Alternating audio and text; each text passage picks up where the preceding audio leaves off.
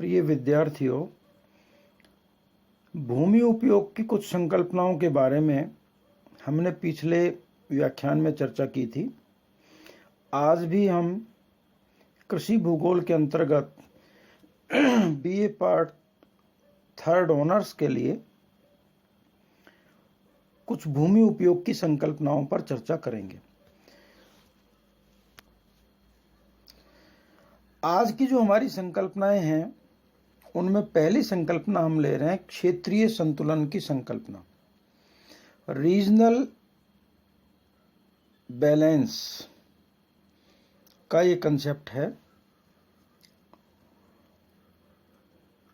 क्षेत्रीय संतुलन की संकल्पना वास्तव में कृषि भूमि उपयोग के लिए ही नहीं बल्कि समस्त प्रकार के भूमि उपयोग के लिए एक बहुत महत्वपूर्ण संकल्पना है। इस संकल्पना के मायने ये हैं कि हमें यह देखना होता है कि किसी भी क्षेत्र में जो भूमि उपयोग का निर्णय करता है वो मांग और पूर्ति को सदैव ध्यान में रखना उसको चाहिए। अगर वो इस बात को ध्यान में नहीं रखता है तो फिर वो भूमि उपयोग उचित भूमि उपयोग नहीं कहा जा सकता। आर्थिक विकास की अंधाधुंध दौड़ में उद्योगों और नगरों का विकास बहुत तेजी से आज हो रहा है। संपूर्ण दुनिया में लगभग ये गति चल रही है। यद्यपि जो गति है उसमें अंतर है, कहीं धीमी है तो कहीं पर तीव्र है, लेकिन ये गतिमान है। इसका प्रभाव नगरों के आसपास की भूमि पर अधिक पड़ रहा है। विशेष करके इससे जो उपजाऊ कृषि क्षेत्र हैं वो प्रभावित हो रहे हैं। अधिकांश जो उर्वर भूभाग हैं पहले से ही खेती के अंतर्गत हैं, लेकिन दुर्भाग्य हमारा ये है कि अब इसका अधिकांश भाग आवासों में, उद्योगों के अंतर्गत, सड़क निर्माण में, नहर निर्माण इत्यादि में उपयोग हो रहा है और जिसके कारण से हमारी उर्वर कृषि भूमि में लगातार कमी आ रही है। और ये जो लगातार कमी आ रही है, एक अनुमान के अनुसार अगर इसी दर से ये कमी आती रही तो आगामी 20 वर्षों में जो हमारा कृषि योग्य भूभाग वर्तमान में विद्यमान है उसका 1/3 खत्म हो जाएगा। और अगर ये 1/3 भूभाग खत्म होता है तो निश्चित रूप से हमारे कृषि उत्पादों में कमी आएगी और कृषि उत्पादों में जो कमी आएगी उनमें एक बहुत महत्वपूर्ण उत्पाद होगा खाद्यान्न। और खाद्यान्नों की कमी हमारी एक तरफ जनसंख्या में वृद्धि होगी, दूसरी तरफ हमारी कृषि भूमि जो उर्वर भूमि है उसमें कमी आएगी, उत्पादन कम होगा, खाद्यान्नों की पैदावार कम होगी। तो निश्चित रूप से विश्व स्तर पर और स्थानीय स्तरों पर भूखमरी की समस्या उत्पन्न हो सकती है।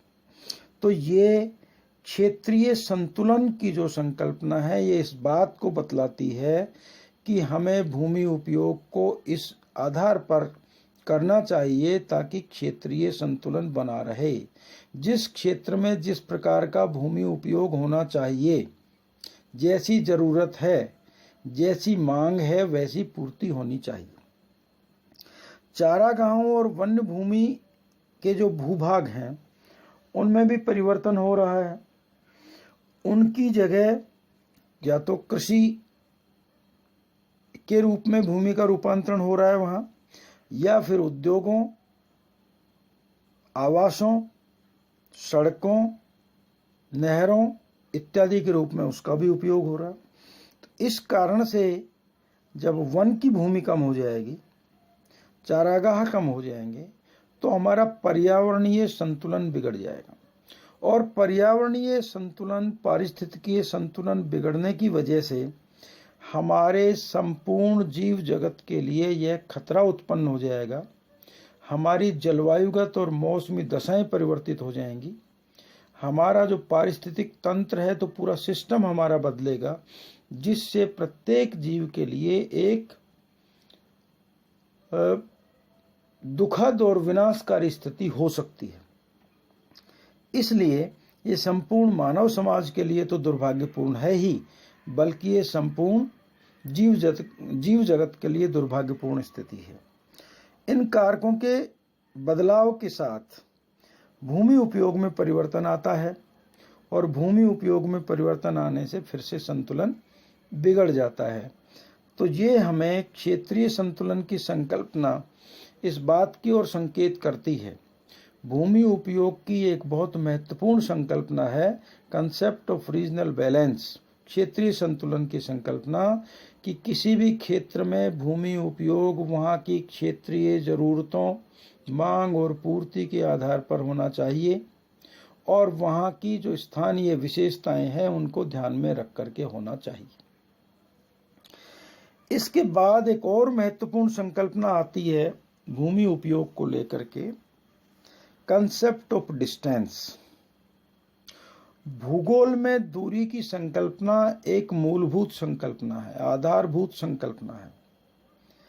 भूमि उपयोग के विश्लेषण में भी दूरी की संकल्पना अत्यंत महत्वपूर्ण मानी जाती है। गुरुत्वाकर्षण के नियम से ये जुड़ी हुई संकल्पना है, जिसके आधार पर जैसे न्यूटन ने गुरुत्वाकर्षण का नियम दिया था कि दो वस्तुओं के मध्य की दूरी कम होने पर उनमें आकर्षण अधिक हो जाता है और दूरी बढ़ने पर आकर्षण उनमें अधिक हो जाता है, दूरी बढ़ने पर उनमें आकर्षण कम हो जाता है और जो आकर्षण में कमी आती है वो दूरी के वर्ग के अनुपात में होती है। ये न्यूटन का नियम है। इसी नियम का उपयोग करते हुए सबसे पहले वान थ्यूनियन ने ग्रामीण भूमि उपयोग और दूरी के बीच के संबंधों को सैद्धांतिक रूप प्रदान किया। गुरुत्वाकर्षण का नियम है, सूत्र रूप में देखें तो G = m1n2/d², और G का मतलब है गुरुत्वाकर्षण, दो पिंडों के बीच का गुरुत्वाकर्षण, दो वस्तुओं के बीच का गुरुत्वाकर्षण।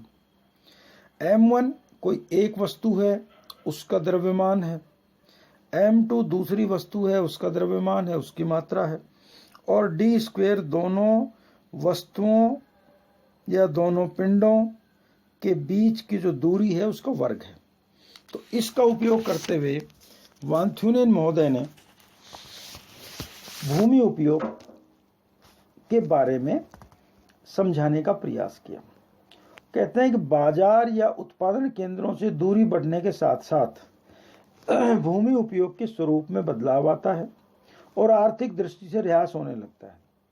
ठीक इसी प्रकार जैसे कृषक के आवास से खेत की अगर दूरी बढ़ती जाती है तो फसल प्रतिरूप में परिवर्तन दिखाई देता है। निश्चित रूप से फसल प्रतिरूप में बदलाव आता है। दूरी बढ़ने पर शुद्ध लाभ की दर में भी कमी हो जाती है। साथ ही दूरी के अनुसार प्रभाव क्षीणता का नियम लागू होता है। जो जो दूरी बढ़ती है तो प्रभाव क्षीण हो जाता है, प्रभाव में कमी आती है। इस प्रकार भूमि को प्रभावित करने वाले आर्थिक कारकों में दूरी का स्थान सर्वोपरि है और कृषि संबंधी अध्ययनों में यह आवश्यक और अपरिहार्य रूप से लागू होता है। आवश्यक और अपरिहार्य पहलू है। तो दूरी को ध्यान में रख के भूमि उपयोग किया जाता है। ये एक संकल्पना, दूरी की संकल्पना है जो भूमि उपयोग को प्रभावित करती है, भूमि उपयोग के संबंध में है। तो ये दो संकल्पनाएं बड़ी महत्वपूर्ण भूमि उपयोग संबंधी संकल्पनाएं थी। मुझे उम्मीद है कि आप कोई दोनों संकल्पनाएं समझ में आ गई होंगी। इनको आप और अच्छे से ध्यान से पढ़ें,